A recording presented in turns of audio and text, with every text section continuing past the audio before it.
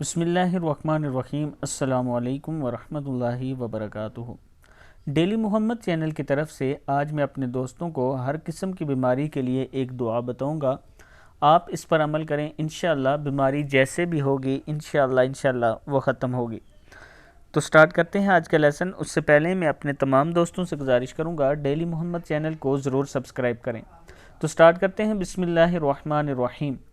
हर किस्म की बीमारी के लिए 21 दिन रोज़ाना बावुज़ू हालत में फ़जर की नमाज के बाद 21 मरतबा आयत करीमा यानी ला इलाहा इल्ला अंता सुब्हानका इन्नी कुन्तु मिनज़्ज़ालिमीन पढ़कर पानी पर दम करके मरीज़ को पिलाएं। इंशाअल्लाह बहुत जल्द मरीज़ में अफाका होगा। फिर सुन ले। 21 दिन रोज़ाना बावुज़ू हालत में फ़जर की नमाज के बाद 21 मरतबा आयत करीमा पढ़ें।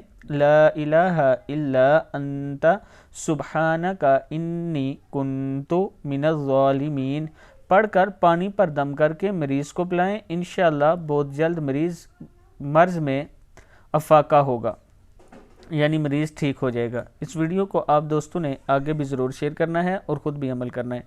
अस्सलामु अलैकुम वरहमतुल्लाहि वबरकातुहू।